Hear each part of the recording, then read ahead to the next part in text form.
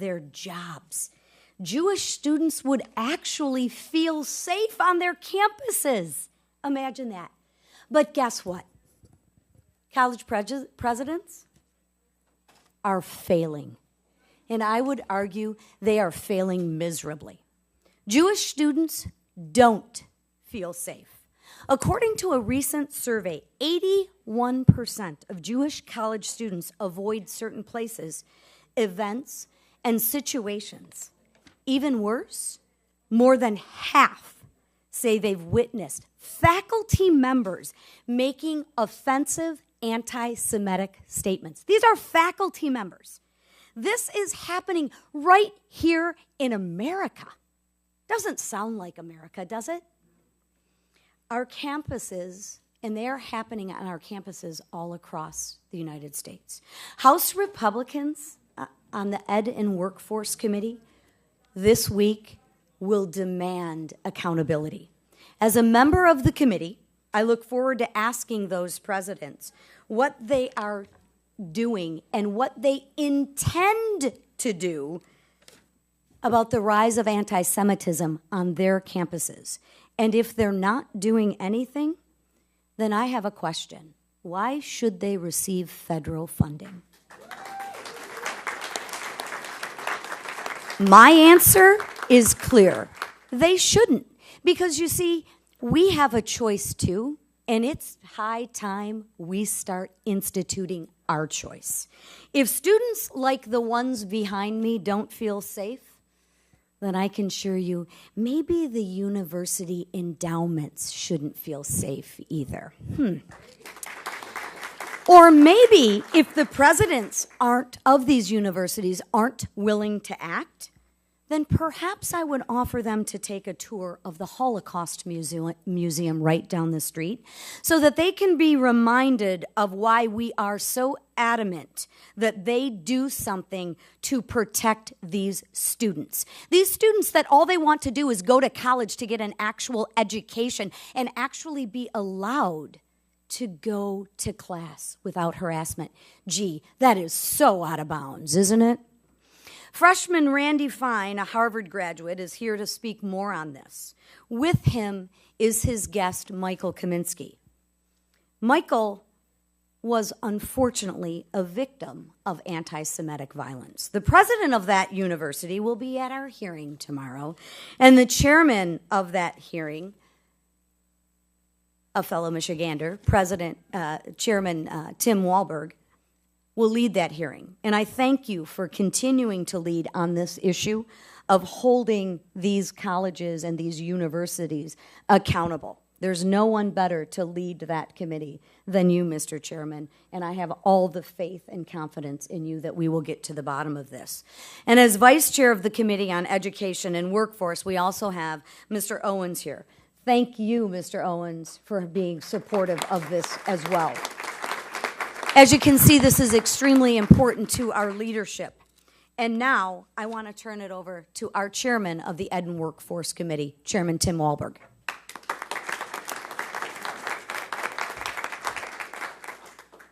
I thought I could come up in the world if you left that there.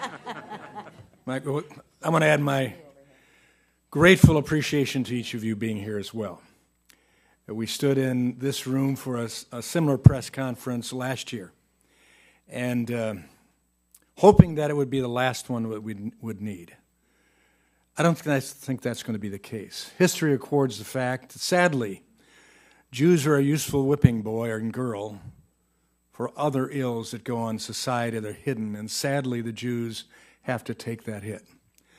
My Jewish aunt, Della Goldberg Larson, would be proud to have her nephew in the chairmanship of this committee and continuing to do what's necessary to make sure that liberty and justice for all is here, including for our Jewish citizens and those that long to experience what this great country has afforded, at least in word, and now we want to make sure it's done in deed and continues with freedom for all. Last Congress, this committee held multiple hearings on anti-Semitism. We brought in some of the so-called prestigious institutions to sit before us with their presidents. We saw shameful displays go on there with presidents that didn't understand, at the very least, I hope they just weren't turning their heads, but didn't understand at the very least the impact upon students and students' lives, their emotions, their stability. The fact that they were at an institution to gain wisdom and understanding and ultimately present to the world a completed student ready to carry on. And yet, they were putting situations in Ivy League schools where that couldn't take place for them. We also saw anti-Americanism develop from that as well.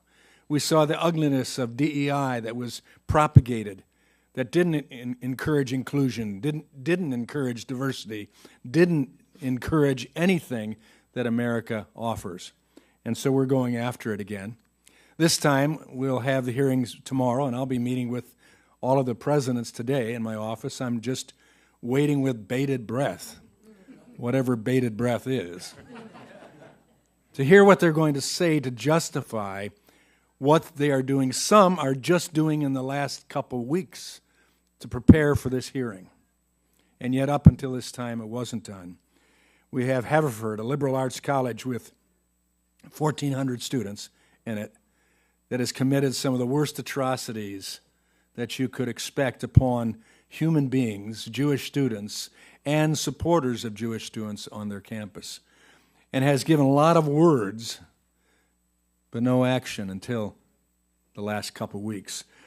At Cal Poly, San Luis Obispo, with roughly 22,000 students, on the other side of the world from where we're at, the type of violence that has gone on there, the statements saying we are going to stop this and then more or less keep on doing it with the hand signal has carried on, with students being blocked out of classes, with faculty joining arms with protesters and blocking students from going to parts of the campuses, and violent attacks.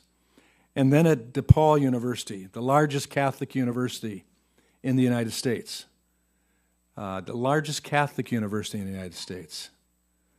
Many people think it would be Notre Dame, but Notre Dame isn't, but Notre Dame's handling this issue appropriately. We believe that DePaul needs to do that. And you'll hear from a student today who is not only spurned for being a Jew, but also was assaulted. One who's preparing for military service, wants to serve the country and serve his people, but was beaten trying to defend another student, friend of his, who was knocked out, laying on the ground defenseless. You'll hear about that. People have said, why do you carry this on? And we said we have to. And we have to show it's not just at the elite Ivy League institutions or Northwestern University or some that we had in front of us, but it's all over. And because of that, even now we're seeing it go into K-12 settings. I just heard on a teletown hall last night an incident in my district that we are checking out right now of anti-Semitic statements at a high school level class that was allowed to go on. This can't be the case. Because I look around the room, every one of us is impacted if we allow this to continue. If this is the education we allow to be fostered in this country, what takes place for all of us, whether Jewish, whether Protestant, Catholic, Muslim, Hindu, Buddhist, America that is a place of freedom for all. We cannot allow one specific group to be that whipping boil. So whether it's Ivy League institutions or whether it's small private religious schools or polytechnic universities, we're going to take action on it till we go across the land and make sure that that is not acceptable across the land. And we begin to restore the greatness of America for its people and anyone here. It's a privilege.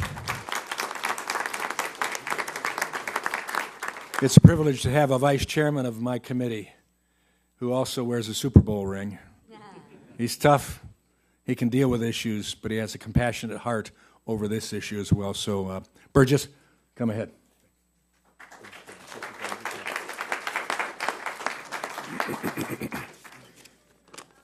Let me start off by saying this is 2025, my friends, not 1960s when I grew up in the Deep South. See, I grew up in the Jim Crow South. I know what hate looks like. Also know what it looks like when institutions turn their eye the other way. What we're seeing on college campuses today isn't activism. It's intimidation. It's harassment. In many cases, it's pure, unfiltered hatred of Jewish people. Let me be clear, there's no justification, none, for chanting in support of the evil terrorist group Hamas. There's no gray area when it comes to glorifying rape, torture, and the murder of innocent men, women, and children. Colleges in the past have been dealing with, they deal with speech they don't like. When it comes down to mobs calling for the destruction of Israel, they suddenly lose their spine. This is not a free speech issue. It's a public safety issue. It's a moral issue.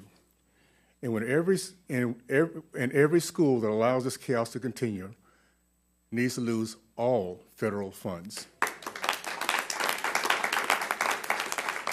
I'm calling for every university president, every trustee, every donor to take a stand and do your job, or step aside.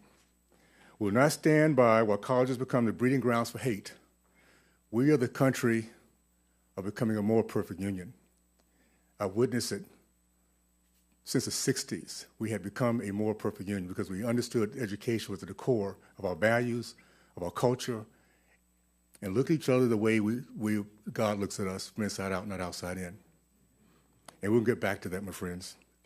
We will not stand by while colleges become the breeding grounds of hate, not on our watch, not on Secretary McMahon's watch, and certainly not on President Trump's watch. I just want to say, for you courageous Jewish students, you remind me of the 1960s when it was the young black students that stood at those counters and fought against the hatred at that time. Thank you for your courage. Our country knows it and sees it. We have something called empathy, and we will respond accordingly. I can't say enough about our leadership. Our chairman is not only compassionate, he's wise, he has institutional knowledge, and he's the right man for the moment. So I'm excited about what you guys are going to witness as we continue to get our country back on track. Thank goodness we're living in a time we're seeing it, my friends, so get ready. Appreciate it. And is it Randy? Randy, come on up, buddy. Well, thank you all for being here. You know, there's a lot of things where people could be spending this time this afternoon, but to be in a room like this, which is standing room only, is incredibly encouraging to me. My name is Randy Fine. I'm the newest congressman. I got elected 1 month ago, and I am many things in my life. I'm an American, I'm a father, I'm a proud Floridian. But among all of those things, there's one thing that I am most proud of, and that is that I am a Jew. And as a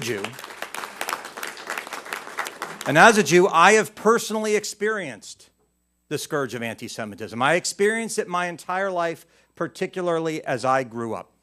And I made a solemn vow when my oldest son, who's now 17, was born, that he would not have to go through what his father did.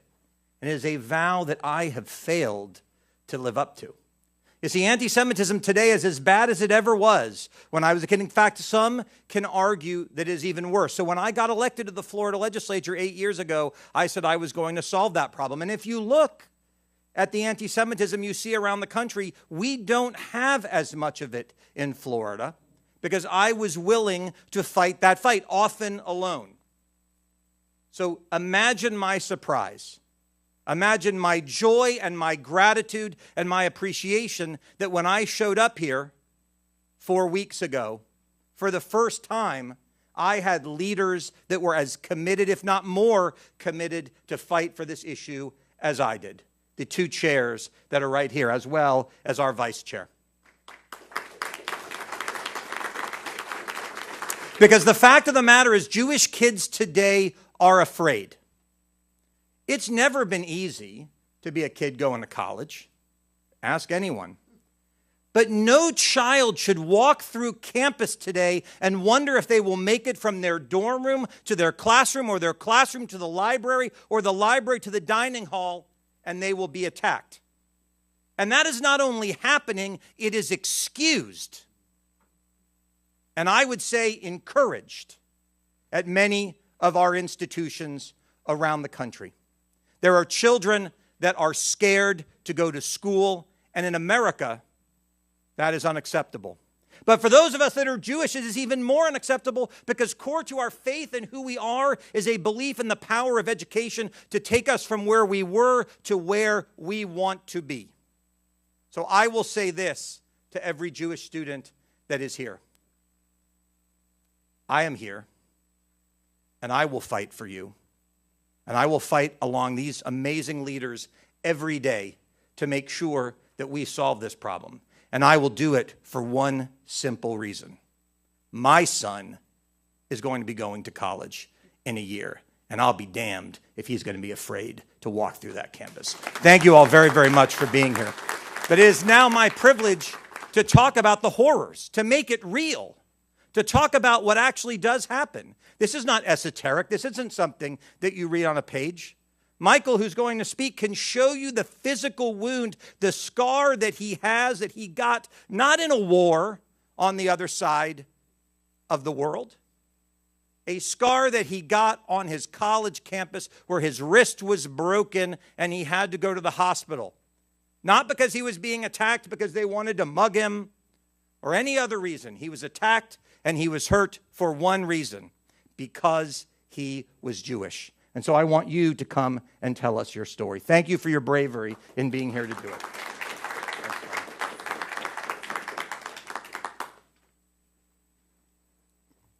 My name is Michael Kaminsky, and I'm a junior at DePaul University. On November 6th, my friend Max and I were attacked by two mass agitators simply for being proud American Jews. Prior to the attack, every week we peacefully advocated for Jewish students on campus. But that day, DePaul had just removed their security it previously put in place following an encampment, despite knowing that anti-Semitism was still a serious threat on campus. While Max and I engaged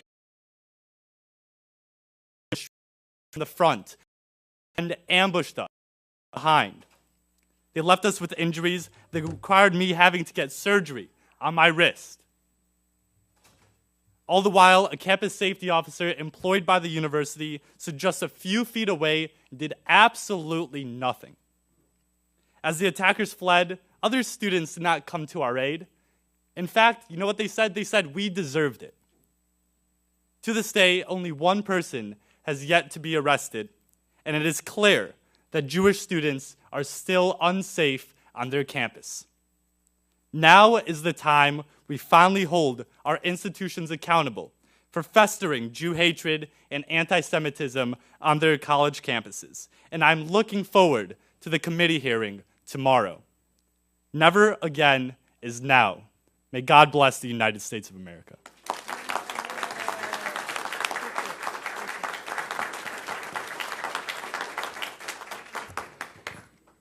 We talk about bringing stories to life. Unfortunately, that is a story that is true, and not only for Michael, but for several other college students. And we are here to bring an awareness, but an end and accountability. So I appreciate you coming, Michael. I know that took some courage, but thank you, because with you and with all of us, we will put an end to this. So for right now, I'll just take a few questions before we leave.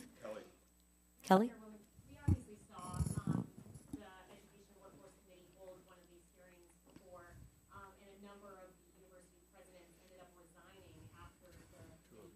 Is that your expectation for tomorrow, or do you actually have hope and faith that they'll give you answers that you are seeking? Well, I'm an optimist by nature, so let me start with that fault. My hope, my expectation is that things begin to change. That's what my hope is. My hope is it's not about the university presidents. It's about restoring our college campuses to what they were intended to do, and that was educate. We should not be here talking about anti-Semitism, but we are. And what I can tell you is through Chairman Wahlberg, you already began to see actions, right? DePaul University is taking a little bit different stance on anti-Semitism right now.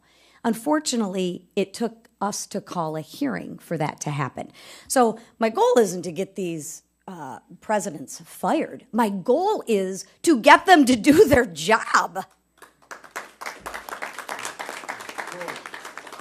Chairwoman, if you're disappointed by their answers tomorrow, would you push for legislation to possibly threaten defunding these universities?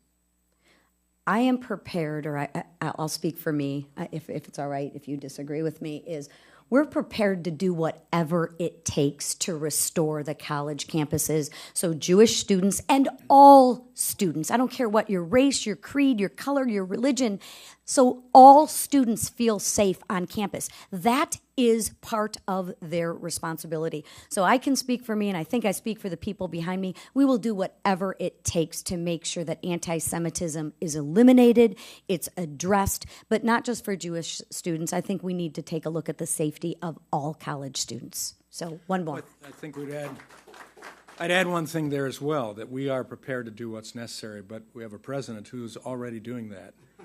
Just look at what's being done to schools. And we're not wanting presidents to resign unless they need to resign. I sat in office several times and on the phone with Columbia's president this year, hoping that we would see some courage to take action to start changing it. That didn't happen. Now the president is in negotiations with Columbia for a receivership. So there are aggressive actions being taken already, and we'll continue to do what's necessary. But I think that what this says, no institution is free from the oversight that we are going to give on this committee, whether large, small, whether a religious school or a private school, you're all under the gun to do what's right. We will support the right, we will oppose and push back on the wrong. One more? Yeah, I'm going to go to Mark in the back. Mark in the back. Following up on that last question, obviously you all in this committee have been having these hearings for a number of months going back to 2023 now. There was a major report in the last Congress. The administration, like Chairman Wahlberg said, has been taking some unilateral action. Are there sort of additional kind of statutory changes that you all in the committee are looking at? Where do you all sort of see this going over the next 2 years? Again, we're going to do whatever it takes. It's a shame that we have to legislate safety. It's a shame that we have to legislate against anti-Semitism. I mean, think of what we're doing. But I think, as you heard the chairman say, we're prepared to take whatever actions necessary to make sure that the students are safe. So thank you. Thank you all for your time. Thank you again, Michael, for your courage. Thank you, Representative Fine and Chairman and Vice Chairman Wahlberg and Owens. But most of all, thank you for attending, and thank you for caring enough about this issue to report upon it. Be safe out there.